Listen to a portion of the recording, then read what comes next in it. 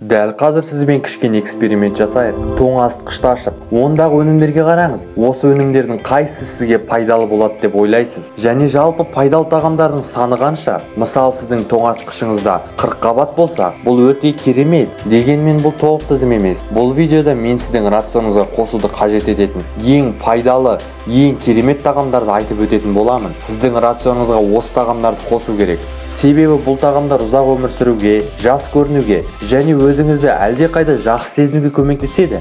Сондықтан видеоның соңына дейін қараңыз. Өте қызықты және пайдалы болады. Ал ендеше кеттік. Сонымен, бірінші пайдалы тамақ ол балық. Әрине, балықты консервілерден емес, жаңа піскен кезде жеген жақсы. Ал ең пайдалы балықтың түрі ол лосос. Лосос балықтың ең пайдалы түрлерінің бірі болып саналады. Лосос омега-3 пен ақуыз бен май қышқылдарының көптігі үшін жиі тұтынылатын балық. Оны үнемі тұтыну жүрек пен қалқанша безінің ауруларының алдын алады. Психикалық аурулардың дамуына жол бермейді. Сонымен қатар жалпы адам ағзасын сауықтырады және жасыңызды ұзартады. Балықты рационға міндетті түрде қосу керек. Диетологтар аптасына кемінде 2 рет теңіз өнімдерін жеу керек деп нақты айтады. Сарымсақ. Сарымсақ, әрине оның ерекше дәмі мен иісі бар, және сіз оны көп жей алмайсыз. Бірақ оның пайдалы қасиеттері өте көп. Сарымсақтың құрамында калий және натрий, кальций, магний және С, Д витаминдері, эфир майлар және тағы басқа пайдалы заттар бар. Сарымсақ қан қысымын төмендетуге қабілетті және микробқа қарсы әсер етеді. Сарымсақ өте күшті антиоксидант болып табылады. Жаңғақтар.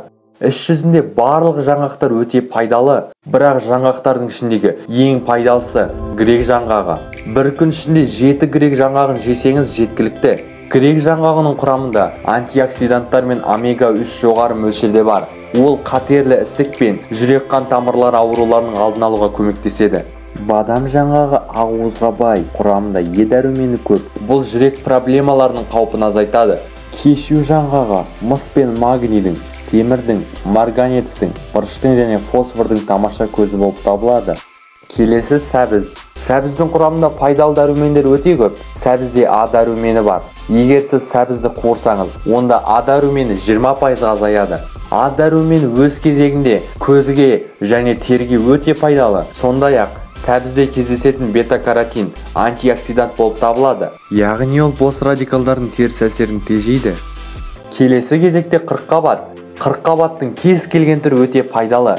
Қарапайым 40 қабатта, гүлді 40 қабатта, теңіз 40 қабаты да, маринатталған 40 қабатта өте пайдалы. 40 қабатта клетчатканың көп мөлшері бар. Айтпақшы, кез келген адам күніне кем дегенде 30 грамм клетчатка тұтынуы керек. Клетчатка біздің асқазан ішек жолдарымыздың дұрыс жұмыс жасау үшін өте маңызды. Гүлді 40 қабатта өте көп мөлшерде С дәрумені бар. Теңіз 40 қабатында йод көп болады. Көптеген қала тұрғындарында йод тапшылығы бар. Оларда бұл минерал жетіспейді. Бұны шешу үшін теңіз 40 қабатын тұтынған жөн. Зімбір. Зімбір өте күрделі құрамға ие және құрамында көптеген микроэлементтер бар.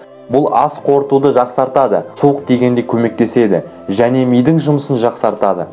Бұршақ. Бұршақта ақуыздың мөлшері өте көп. Сондай-ақ бұршақта дәрумендер мен минералдардың көп мөлшері бар. Бұршақтың құрамында марганец, күкірт, темір, магний, фосфор, калий, кальций сияқты макро және микроэлементтер бар. Қара шоколад. Дәл өзі. Бірақ оны супермаркеттерден сатып алатын кәдімгі шоколадпен шатастыруға болмайды.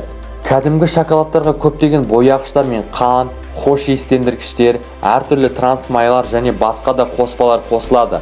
Қара шоколадтың дәмі өзгеше болады. Адамдардың көп бөлігі қара шоколадты дәмді емес деп санайды. Дегенмен, ол өте ащы болады. Бірақ ода көптеген пайдалы минералдар мен дәрумендер бар. Сондай-ақ антиоксиданттардың көп мөлшері бос радикалдармен күреседі. Егер сіз диетаңызға ащы шоколадты қоссаңыз, онда оны көп алмау керек, өйткені оны көп жеген дұрыс емес. Асқабақ дәні. Асқабақ дәні мырыштың керемет көзі болып табылады. Күніне 2 асқабақ дәнін жеу жеткілікті. Асқабақтың дәнінде сіздің денеңіздің денсаулығына өте жақсы әсер ететін көптеген дәрумендер мен минералдар бар. Қызылша. Пісірілген қызылшаны жеген дұрыс және одан салат дайындауға болады. Қызылша қан қысымына жақсы көмектеседі. Сондай-ақ ол ішектің жұмысын қалыпқа келтіреді. Қызылшада да дәрумендер мен минералдар бар. Егер сізге қызылшаны жеу мүлдем ұнамаса, оны смузиге қосуға болады. Құлпынай. Жидектердің ішінен құлпынай өте пайдалы. Құлпынайды жемейтін адам жоқ шығар. Өте дәмді әрі пайдалы. Оның құрамында иммундық жүйенің жұмысы үшін өте маңызды С дәрумені бар. Bir күнде 5 құлпынай жесеңіз жеткілікті. Сондай-ақ құлпынайдың құрамында фолий қышқылы өте көп. Құлпынай микробпен күреседі. Айтпақшы достар, егер де сіздер осы тағамдардың біреуін тұтынсаңыздар, комментарияға жаза кетіңіздер.